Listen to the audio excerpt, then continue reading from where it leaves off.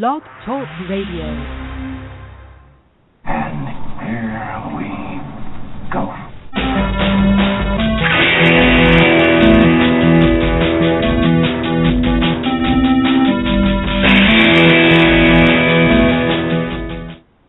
All right, welcome back to That Nerd Show. Yes, we are back. It's Wednesday, and we've got some exciting things to talk about in the nerd universe.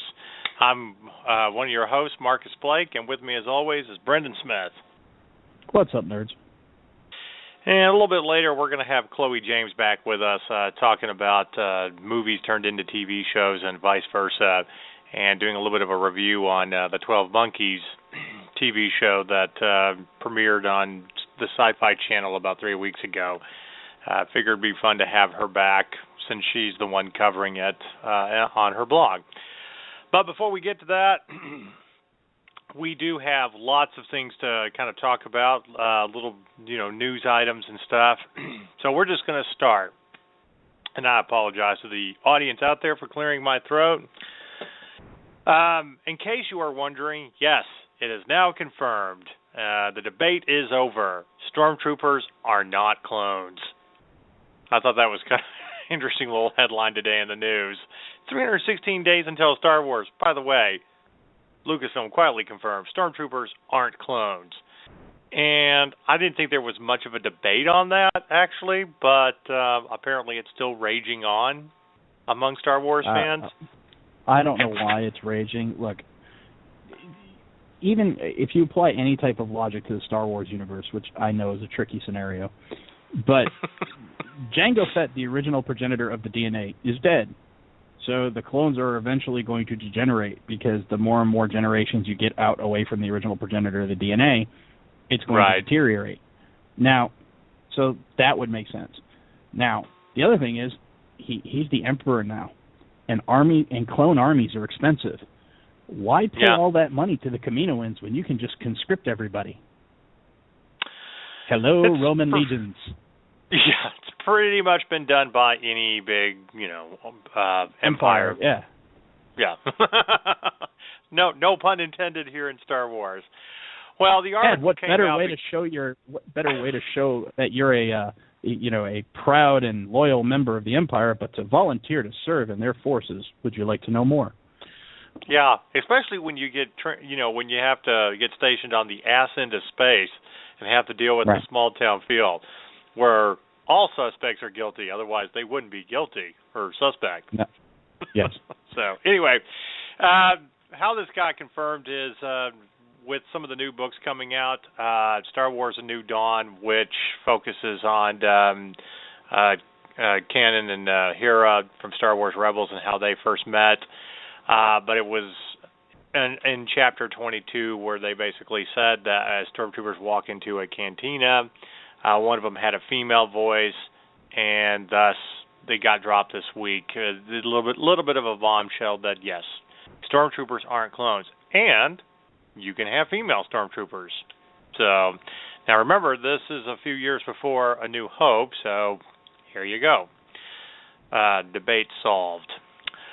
All right, and some other exciting news. In case we didn't report it last week, for all of you Doctor Who fans out there, your favorite whose favorite Doctor is David Tennant, he will be in the Marvel Universe. He will be playing the Purple Man in the AKA Jessica Jones series on Netflix.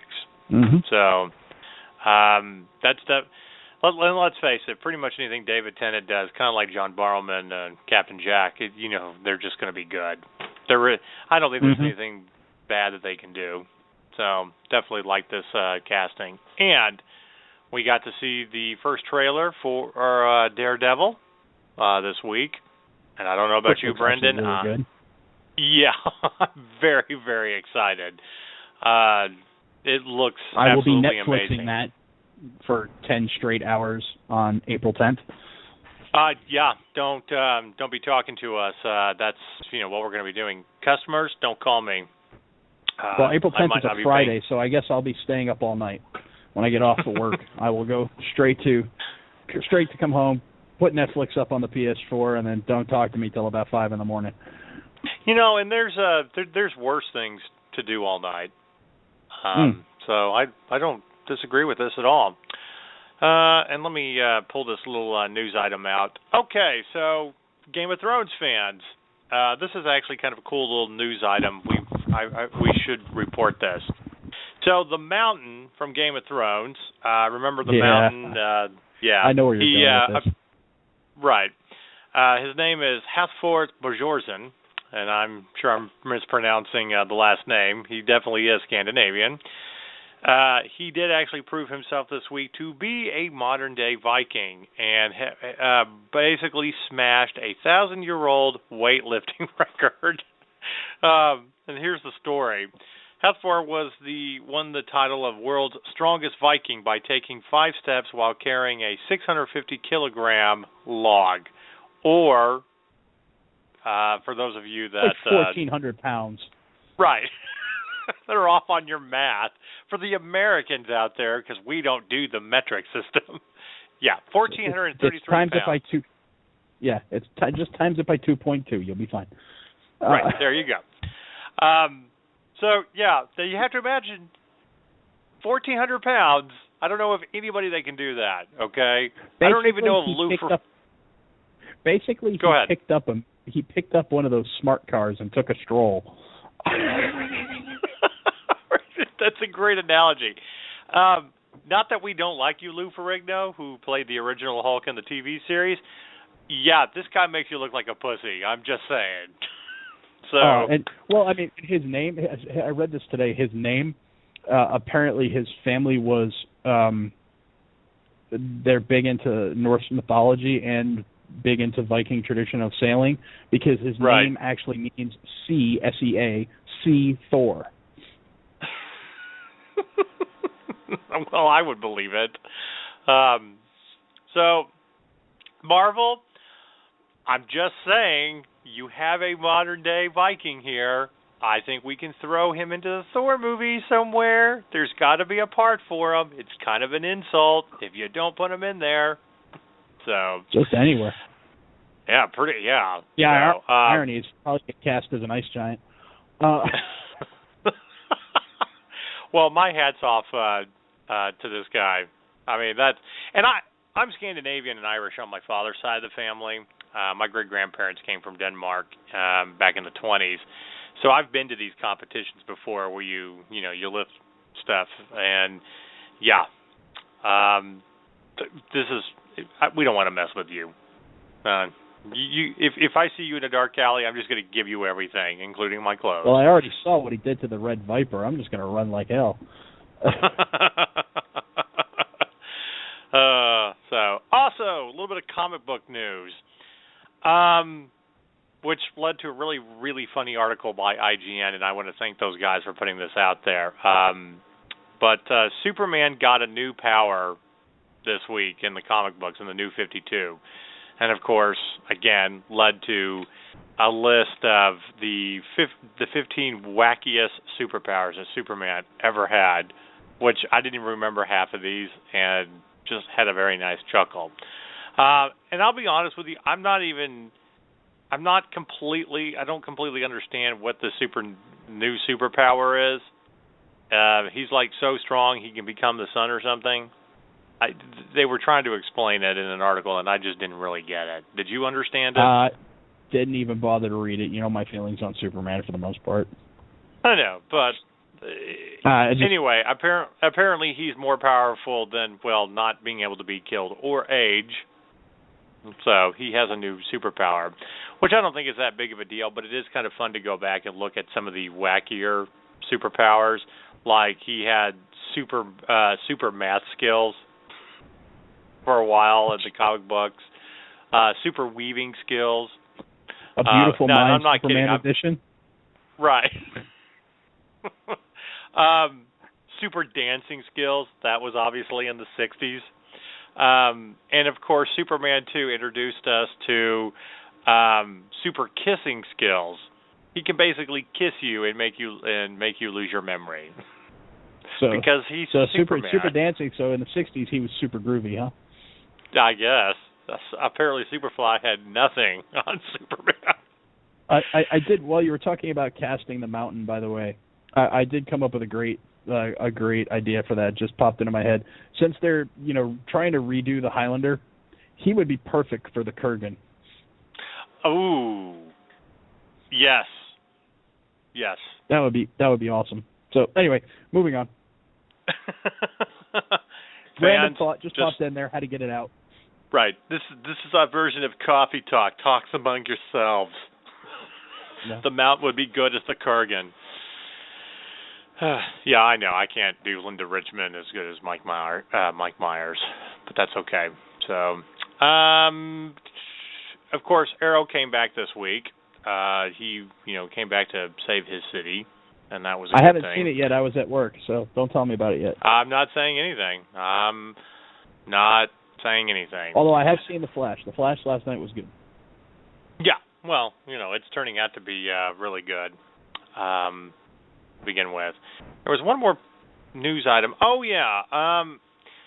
So we've talked a little bit about the Crow remake that they're supposedly doing, and now they're going through even more casting changes. Apparently, Luke Evans, who was cast as the Crow after apparently Bradley Cooper wouldn't do it, has dropped out. So we're back to square one yet again. We don't know who's going to be the Crow or what's going on with that. So that kind of makes sense, Luke Evans, though, because he's first of all, he just did that Dracula movie, so what is he going to do? Play the same character over again? And he's getting a little bit bigger than a niche action movie actor because he was the bad guy in Fast and the Furious. He was in the Hobbit movies, so I can understand why he dropped that. Well, I can, but at the same time, it gets back into, trying to reboot the Crow. I'm not saying it isn't time. I'm not saying you couldn't come up with, a fresh concept. But, maybe this is a sign that you should just leave it alone. I mean, I still think the Brandon Lee version holds up very well. Still a great soundtrack. Why not just put this away for another 10 years and you might have another actor come along that will actually be good for it? Yeah. So, just an opinion. And in case you wanted a full title on Superman's new power, it's the solar flare power. And again, we do not know what that means. It kind of sounds a little bit like Care Bear Stare to me, but yeah. See, and I bet our audience didn't think we could work a Care Bears joke in there, but yes, we can. One more quick little news item, just because we love to make fun of reboots that should never happen. The Point Break reboot movie got delayed. May it be delayed to infinity. Yeah. Again, another movie that stands the test of time. A great soundtrack, and I think you're basically just insulting Patrick Swayze by trying to do this, reboot. So. Anyway, that's the big news that's gone on this past week in regards to movies and TV. And I'm going to turn it over to Brendan to do some gaming news. And then we're going to get to this week's side of the apocalypse, because it is actually pretty funny. All right, so let's see what we've got coming out here. In 2 weeks, we've got The Order 1886, which is a PlayStation 4 exclusive. Grand Theft Auto 5 drops for the PC on March 24th. Evolve, which is a very interesting game. It's an online game where you can choose to be one of 4 adventurers, or you can choose to be the monster trying to kill the adventurers. That drops on February 10th for multiple systems. Dragon Ball Xenoverse drops on the 24th of February. A lot of people are waiting on that. A good friend of mine, Ryan, worked on Final Fantasy Type 0 HD. The Final Fantasy Type 0 is a different type of Final Fantasy game. It's not your standard turn-based RPG. It's a live-action RPG. It was never released in the United States. It's a Japanese-only game.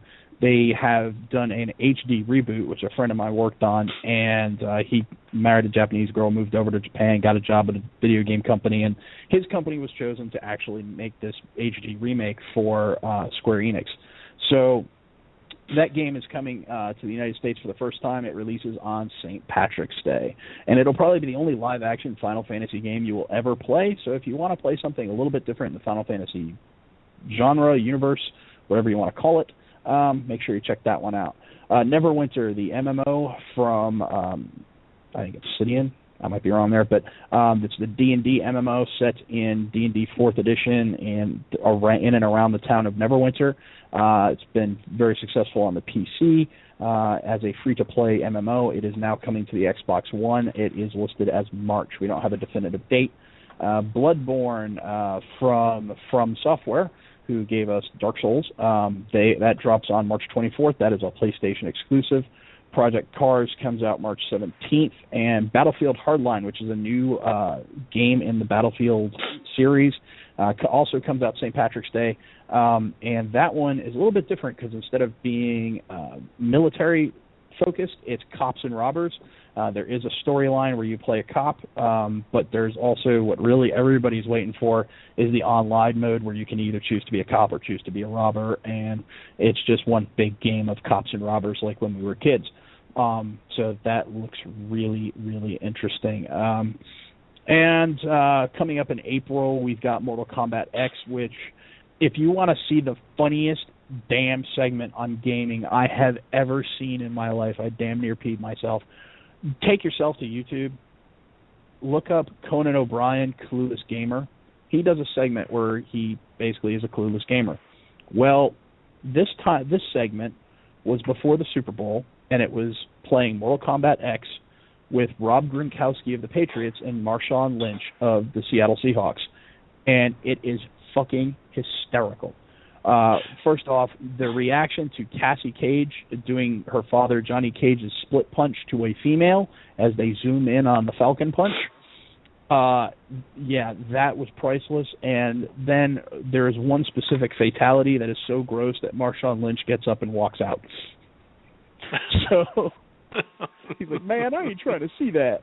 So you've got to do yourself a favor and Google that. Mortal Kombat X looks amazing. Can't wait to get my hands on that. So that's gaming news for tonight. Yeah, we'll have a little bit more about that game as we get closer to. We've planned a couple of promotions with it since we are huge Mortal Kombat fans, and we will definitely let you know. Yes. I did forget, for you Nintendo 3DS fans out there, and I know there are tons of you, they've sold 45 million units, the new 3DS with mouse support and Amiibo support. So if you've got Amiibos for your Wii U for Smash Brothers, you can now use them on your 3DS. That new system drops next week.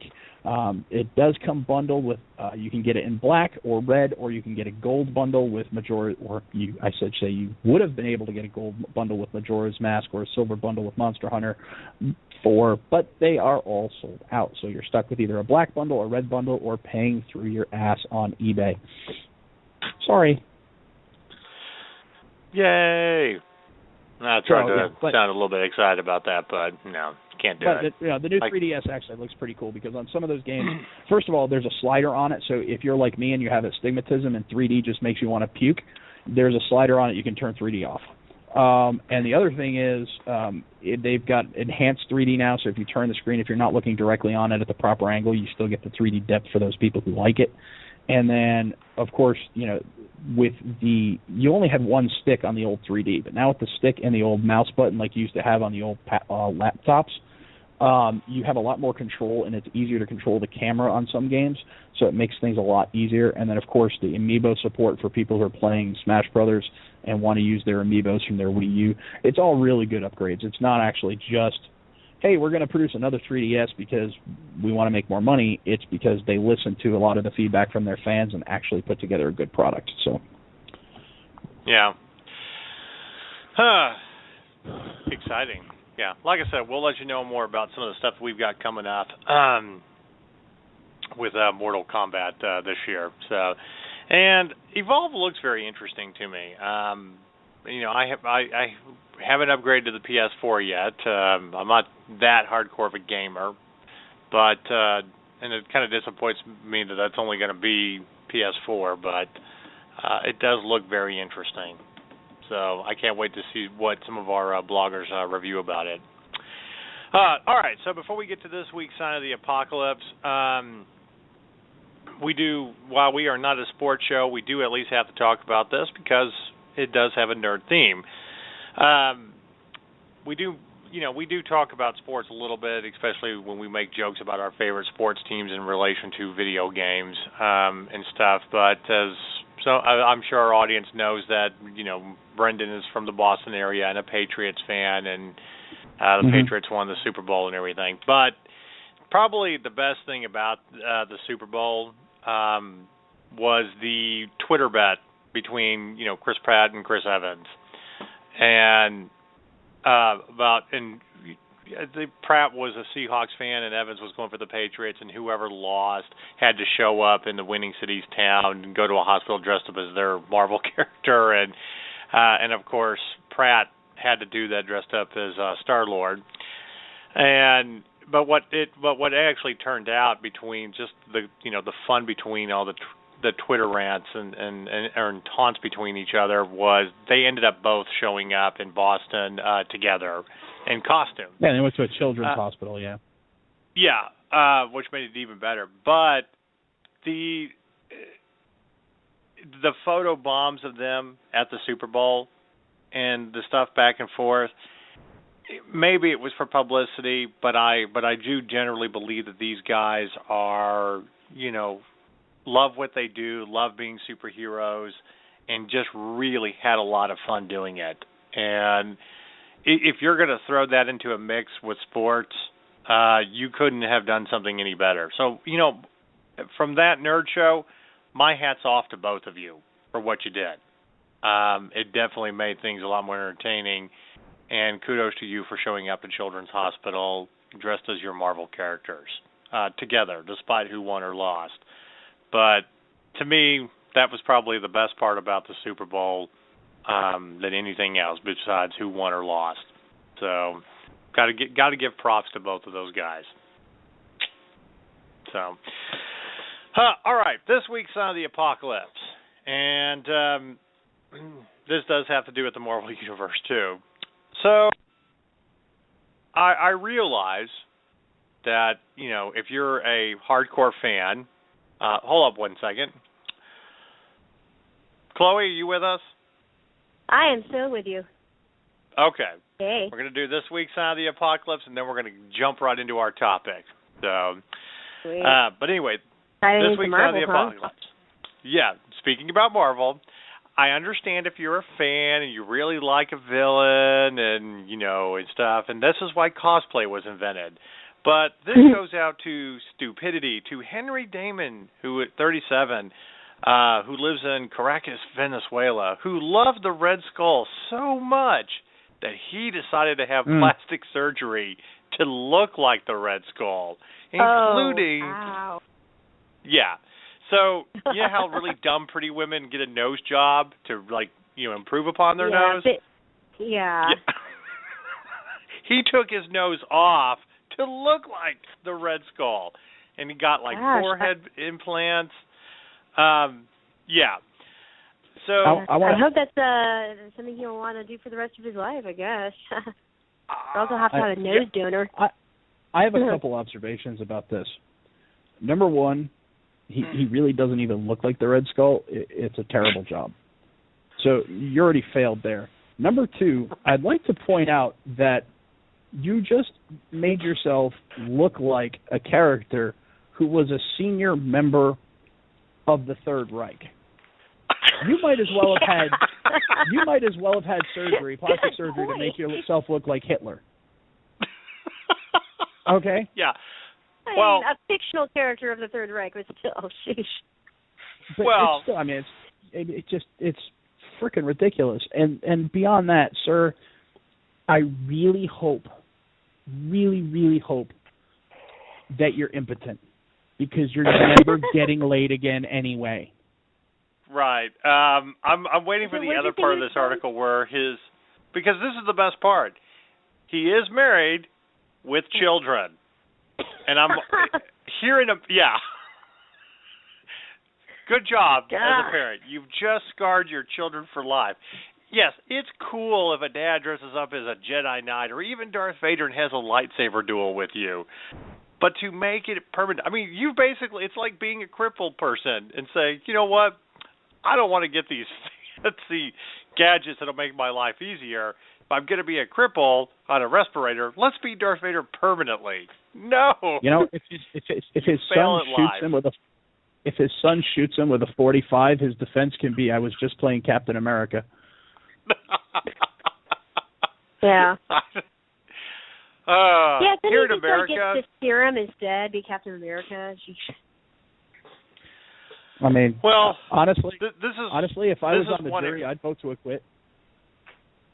This is one area where I do get to applaud the American system. In America, we would immediately take your child away from you for being stupid.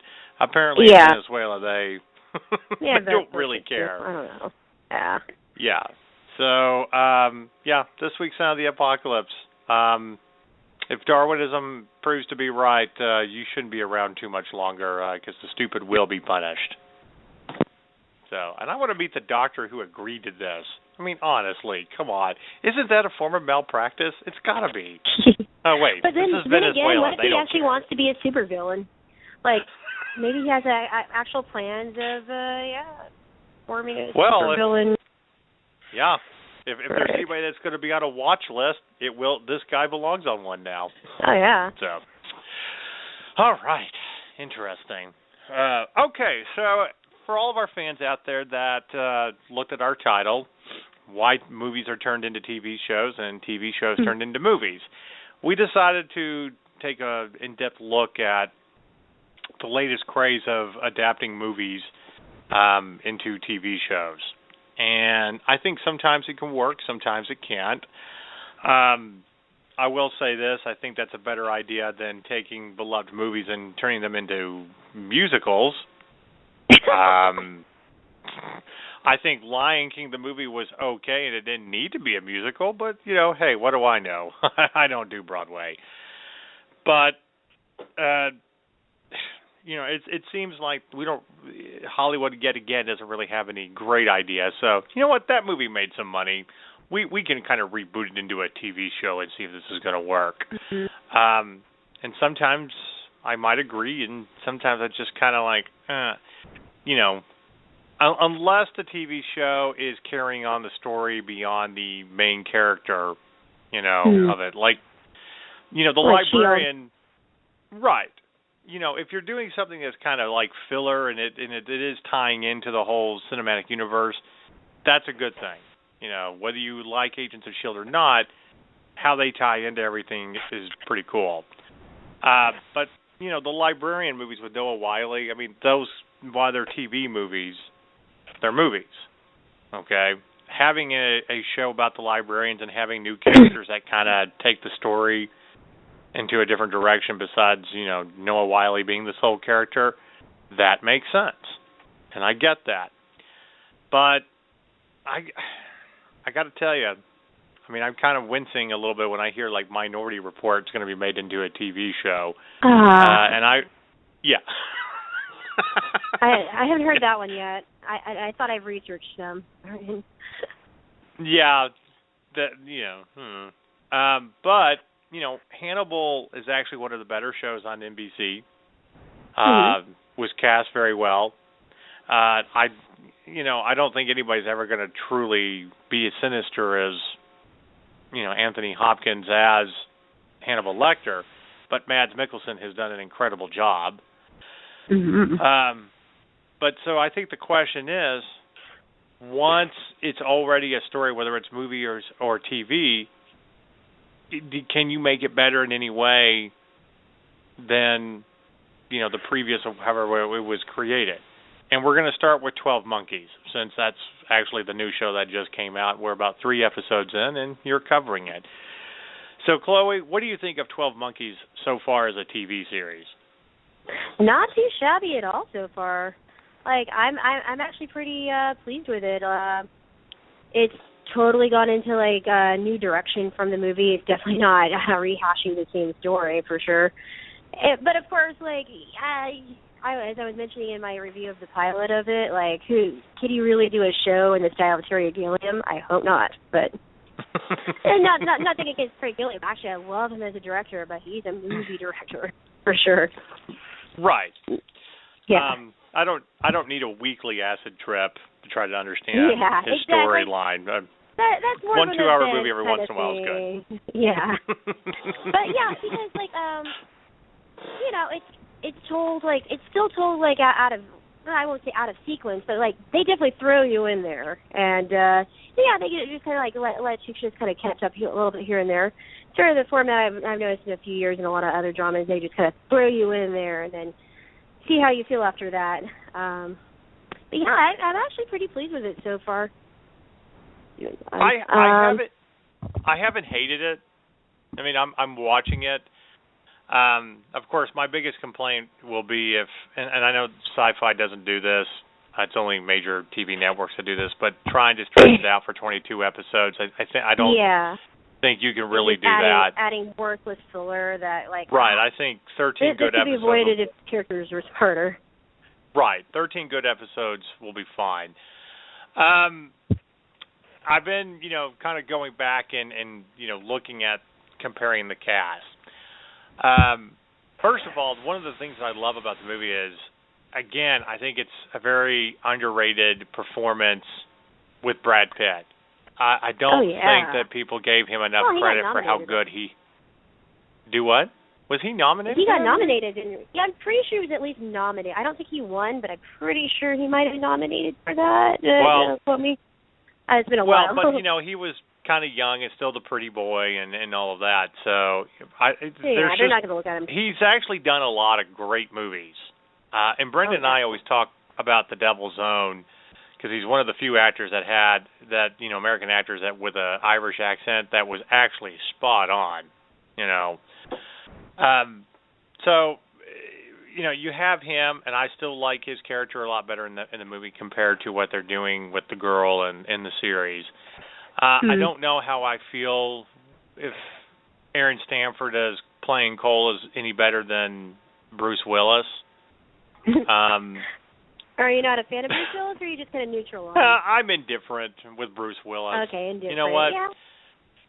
Bruce Willis, to me, there's only certain movies that he's really good in, and the rest I don't care about. Pretty much Die Hard, any of the Die Hard movies except the latest one, which was crap. Nobody likes that. No. It's... I don't give a crap if he was on Moonlighting, some TV series I never watched during the 80s and whatever. The whole 9 yards is a really funny movie. And Armageddon, he was actually pretty cool in that. But I don't really see him doing like science fiction, time travel type of movies. So but I am liking the direction that they're going with 12 Monkeys, and I think it's cast pretty good. Haven't hated it. So, it begs the question, can you make something better by taking one way of telling a story and doing something different? And I don't know if I can answer the question about the 12 Monkeys right now because we're only 3 episodes in. Yeah, too early. Right. But the one thing that I don't like compared to the movie, I will say this, it's annoying me, is with the movie they couldn't control the time travel of where he ended up.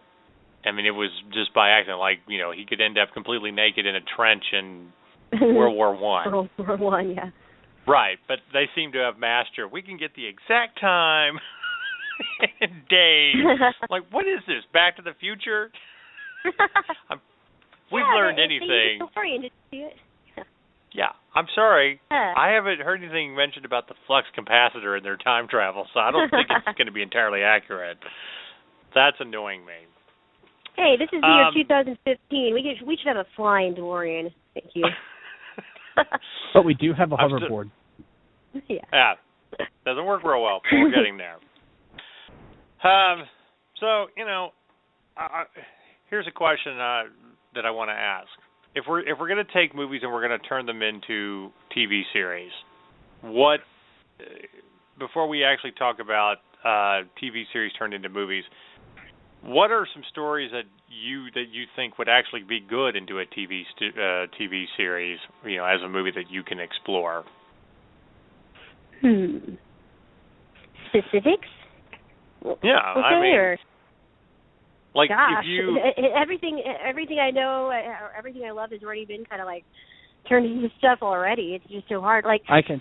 I'm gonna say things that are like could be told in a serial sort of way, like, or episodic. Like, I don't know. It's definitely not like disaster movies like Titanic or something like that should ever be made into shows. Like I like how I like things like Stargate. Like that was a movie and it became a show because like that you could do a lot with that kind of story. Like, oh, here's this adventure, here's that adventure, instead of just like, oh, well, here's a big event that changed the course of our characters' lives here. I can tell you what needs to go back to TV. What? I can tell you what needs to go back to TV. What? Star Trek. Yeah, that definitely needs to go back. I mean, I'm sure all of you Trekkies out there would definitely agree with that. That's where it started, and yeah. Well, the heart of Star Trek belongs in TV. You need to tell a story over multiple episodes and stuff. But it's funny you mentioned Stargate. That one worked so well, especially for SyFy, because of you also have the spin-off series, and I love the fact that you pretty much had the cast of Farscape. Well, we finally ended our show. We're going to go do a spin-off of Stargate, and they did that for like another 5, 6, 7 years, and it worked really well. But I think while the movie is great, I agree. I think that one's probably a little bit better in TV because you can do, overall stories a lot more, and you really get to know these characters. And here's the other thing, too. I like Kurt Russell. I do. I really liked Richard Dean Anderson a lot more as Colonel O'Neill. It's probably the 80s kid in me that's like, damn it, MacGyver is good in everything. Sorry. I don't know. It's true. Yeah, well, I'll give you one, even though it may not be a great example because it originally started as a TV show before you had a movie, but The Fugitive. Was that a TV show? Yeah. I actually didn't know that. That was a TV show in the 60s, I believe. Yeah, it ran for 4 I years. am very ignorant on that then. Yeah, and the movie's great. It's a fantastic movie, one of the better ones with Tommy Lee Jones and Harrison Ford. But I think that's one that you can definitely do a lot more over, TV or like a mini-series or something. Do it over like 10 episodes. I know they tried to reboot it like 15 years ago, and it just didn't work. I think it was canceled after like 4 or 5 episodes.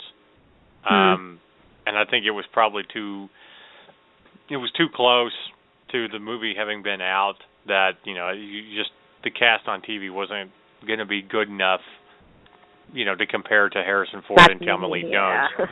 But that movie's, 22 years old, 23, 22 years old now. I think you can pull off something like that, and you can almost treat it where, he is a doctor, and as he's researching, he continually tries to help patients and be a doctor and stuff like that. So, each episode, it's kind of like your, Kane and in Kung Fu, where you're always helping people and stuff like that, but but you have this kind of other ulterior motive and stuff. I'd like to see that kind of come back. I mean, if you're going to reboot something. The Fugitive? Yeah. Kung Fu. Well, I don't know. If you're going to reboot Kung Fu as a TV show, can we actually have an Asian actor this time? I'm just saying. I think we've gotten over I think Hollywood could have gotten over its stereotypes. I think we found a few Asian actors out there now. I think those exist. Yeah. Well, I'm just saying. Can you imagine how great Kung Fu would have been if you really did have Bruce Lee in that TV show? Nothing against David Carradine, but you don't even look Asian, dude. You look. No. You literally look like a moonshiner from Kentucky. Here's another one I'll give an example of, and they are actually doing it, but I'm excited. Westworld, the original Yul Brynner movie, where they're robots in the Old West, but now they're actually doing like a mini-series on. Show? Wow. Well, they're doing a mini-series on HBO. Oh, a mini-series, cool. That might be even better. Yeah. See. I mean, some stories, see, that's the thing too. Why do we need 22 episodes to stretch? I mean, why is it that we don't have great miniseries? You know, Exactly. each episode being 2 hours long, and you, Yeah, like the last time we did it was some good ones. yeah, or not it. The Stand was the last time I remember a decent miniseries. actually, yeah. Fargo's technically counting as a miniseries, at least. That's true, yeah. Technically. And so is Like, Trisha Helfer's new one on SyFy, Ascension. Right. That was really good. And too. I thought that worked fairly well. I don't know I don't know why people go back. I mean, it seemed like SyFy for a long time was, always had like a great little miniseries every other year.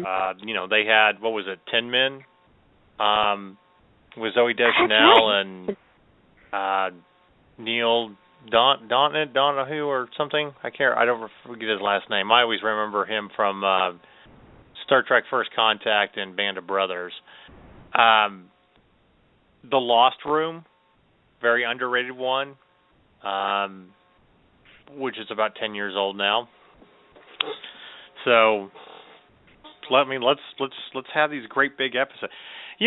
And technically, you can look at Band of Brothers in the Pacific as a miniseries. It doesn't. While you do have 10 episodes, you don't have anything that goes beyond that. And I think that you can, especially like with war and stuff. I mean, you can tell these great big epics over multiple episodes. I mean, for God's sake, Game of Thrones has to be one book, or even half a book has to be told over 10 episodes on HBO now. Yeah. And I'll throw one more those example kids are getting so old. I know. Sorry. I'll throw one more example in that I think actually worked fairly well.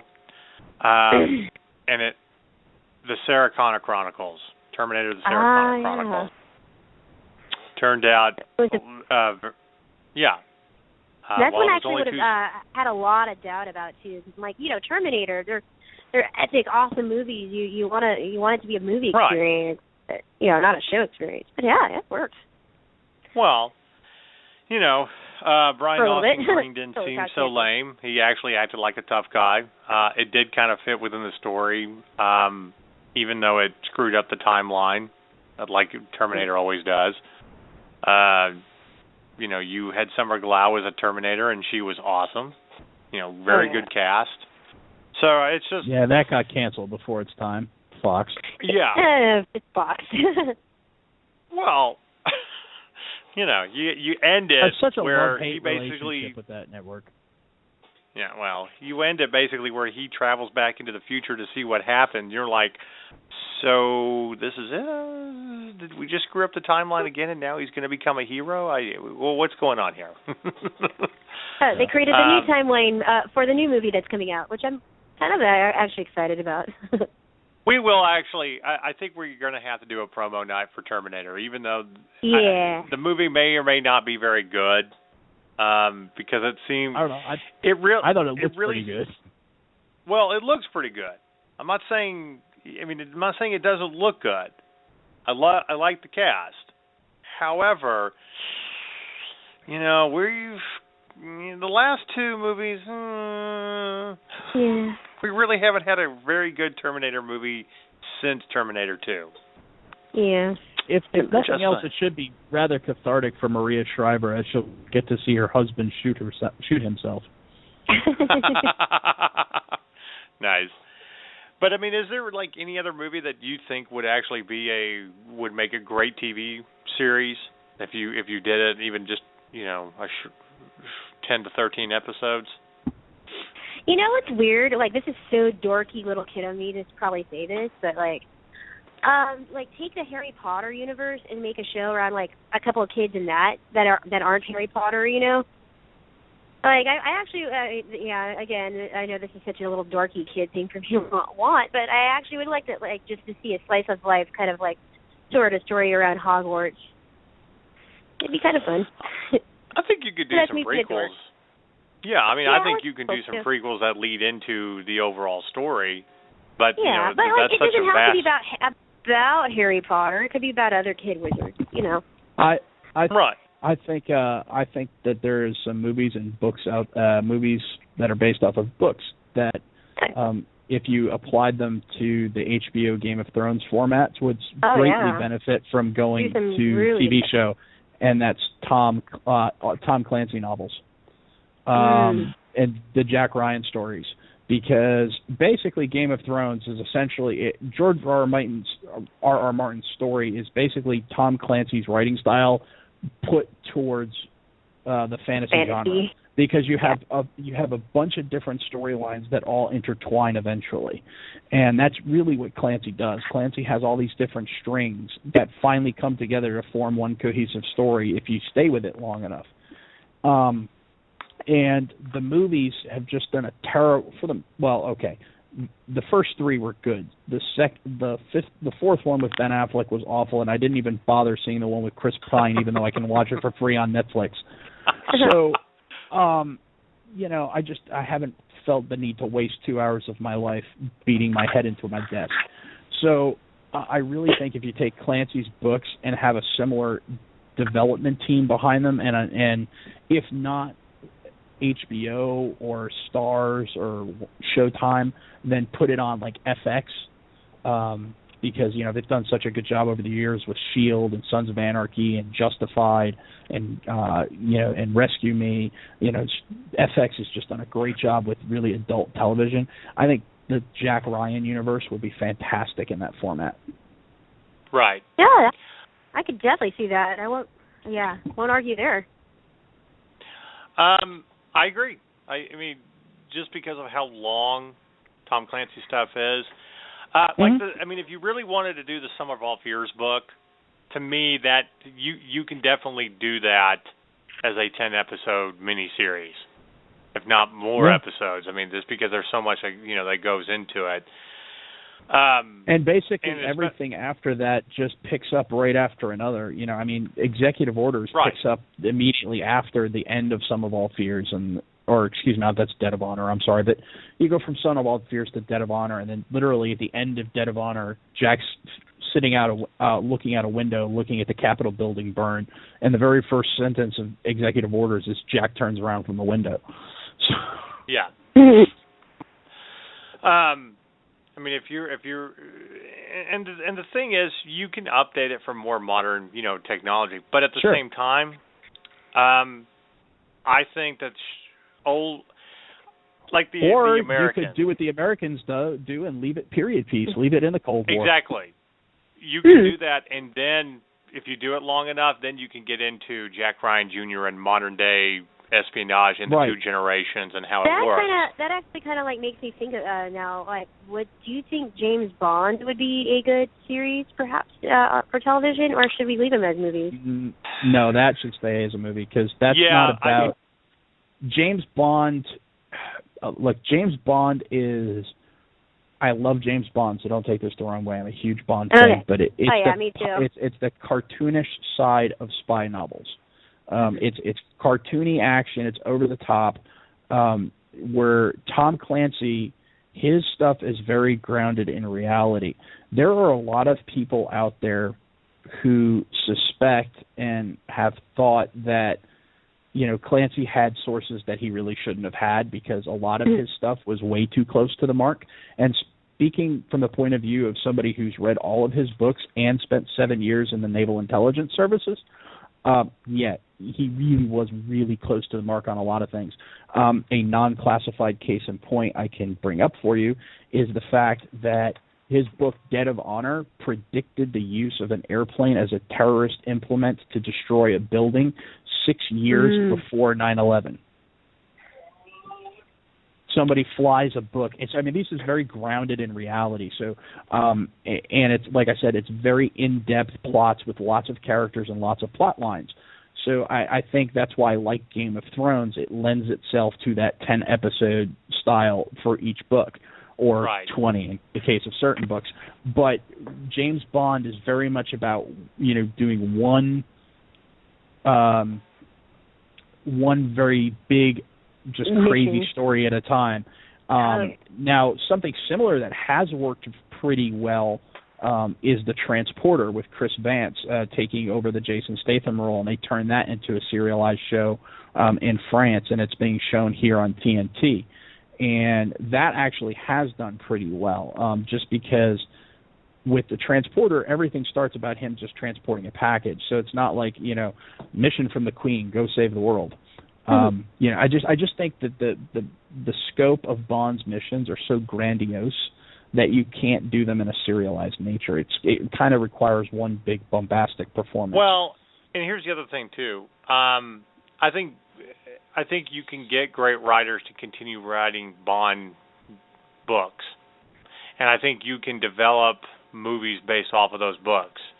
That's one of the great things about James Bond is, Cubby Broccoli always said, if you're having a problem, you always go back to the books. And some of the movies were based on short stories. A lot of them, yeah. From that. Yeah, so, I mean, if you're going to develop that, I think I agree with Brendan. Keep it in movies, but keep writing books. I like the idea that you can do that. They've actually done that with, Jason Bourne as well. Yeah. Now that one I do. I don't think that would make a good series, but I don't know. Well, I do, for the simple fact is if you actually do it based off the book and keep it as a period piece, not some updated version like they did with the Matt Damon movies. Nothing against them as spy movies, but the Jason Bourne story is a Cold War espionage story.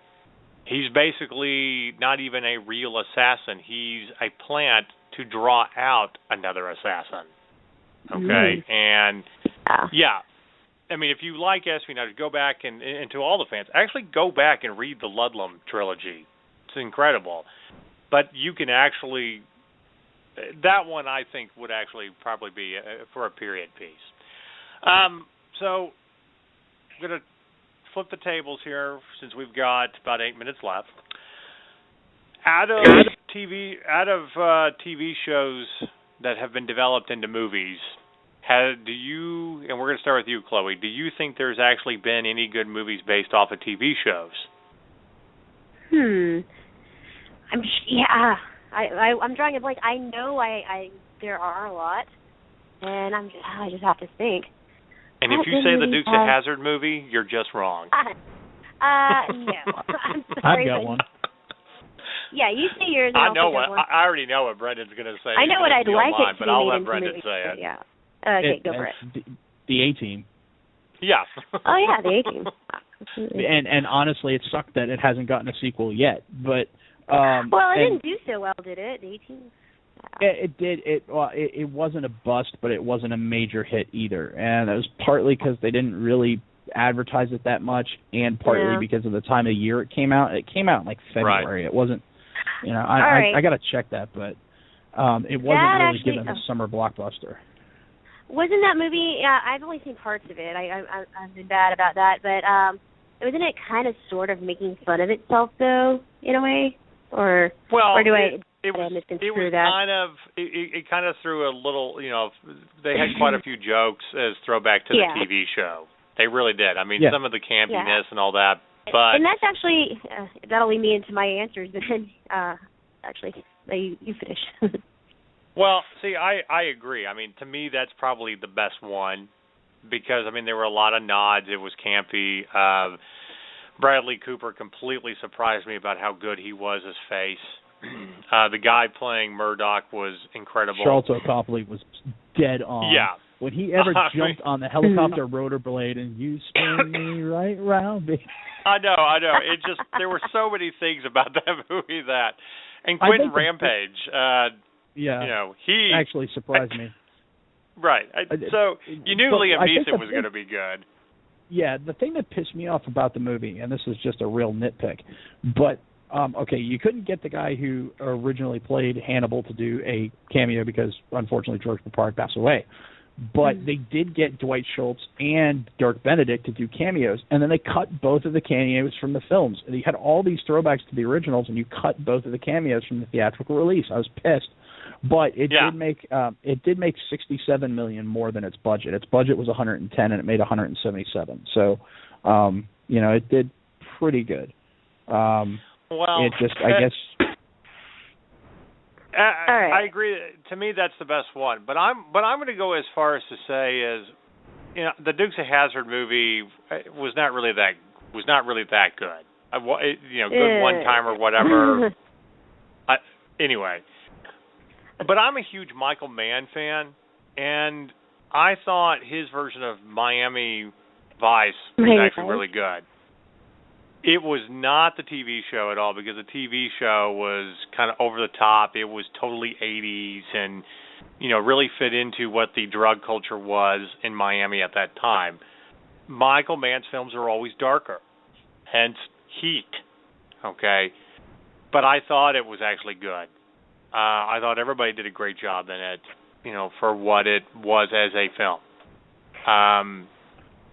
But I know a lot of people were pissed off about that because, we were expecting, I don't think you're going to get 80s. Unless your it's cops a are wearing film, which is, Right. I mean, it just there's still One a thing big about drug that trade show, that comes how out did of Don Miami. Johnson keep that jacket so white? Yeah. Come on. Like he must have had like 30 of them and constantly been at the dry cleaners. Like he must have been the Miami Beach version of George Steinbrenner, who always had that same frickin' outfit, the khaki pants, the white turtleneck, and the blue blazer. All right, so that's going to lead me into actually my answer for this, and it's a terribly kind of dorky answer for that too, again. But did any of you guys kind of like the Brady Bunch movie? I didn't even like the original Brady Bunch, so. Exactly. I hated the original Brady Bunch. Like, it was always on. All my friends liked it. Yeah, no, I'm not from the 70s, guys, just so you know. We just, watched a lot of retro stuff. But, and my parents explained to me that they didn't like it either because that show was really out of date, even for its time, in, the styles and, how they talked and acted. They're just so, white bread, boring kids. So, when the movie came out, I actually, appreciated it a lot, even as a kid when I saw it, that, because, they became super out of, style, compared to the 90s in which it actually took place. It was campy. That's all I'll say about it. It was fun to watch at one time. Now, before we close the show out, because we're winding down, I do want to say this. There is one thing that Hollywood just needs to absolutely stop doing right now, okay? And in regards to basing a movie off a TV show, and that's Battlestar Galactica. Just fucking stop, okay? You rebooted that series so well, okay, that there is nothing you can do to top what you did with that TV series. Nothing. Absolutely nothing. In fact, instead of having a movie, why don't you just put the miniseries back in theaters and we'll all pay money to go see that on the big screen and sit there for 4 hours, even though it's free on Netflix.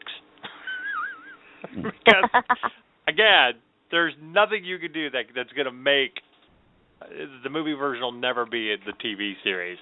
And I think that goes for a lot of things. I think there's like Magnum P.I. I would never want to see a Magnum P.I. movie, not even in the modern sense. That TV series worked for what it was at that time. And it still stands the test of time. So I actually do watch it on Netflix every once in a while. Yeah, I do too. Actually, I watched the last episode a couple months ago. So, all right, so we got about 90 seconds left, and we're going to close this puppy out. And no, that was not making fun of a guy that we know who is nicknamed Puppy, although it can be. But we will be back next week. So keep checking with our website, Facebook, for more shows and more gaming roundups. We'll keep debating this subject matter till probably the end of time because we're nerds and that's what we do. But everybody, we want you to stay nerdy. Keep listening because we've got some exciting things going on this year. And we'll be telling you more information about our documentary that we're shooting over the next year titled Jedis from Dallas, which we've got a big show about that coming up here in the next week or two. So stay tuned. I want to thank Chloe for being on the show with us again tonight. What? Thank you, gentlemen. look forward to having her again. And what character did you play at your job tonight? The fans want to know. Oh, and I'm still in costume. My last table didn't get out soon enough. I'm Snow White right now. I'm in the wig, dress, everything. Nice. All right, everybody. Yeah. I'll let the boys fantasize about Chloe on that one. Okay, we're out of here. Say goodbye, everybody. Bye. Stay nerdy. Play more games. Indeed.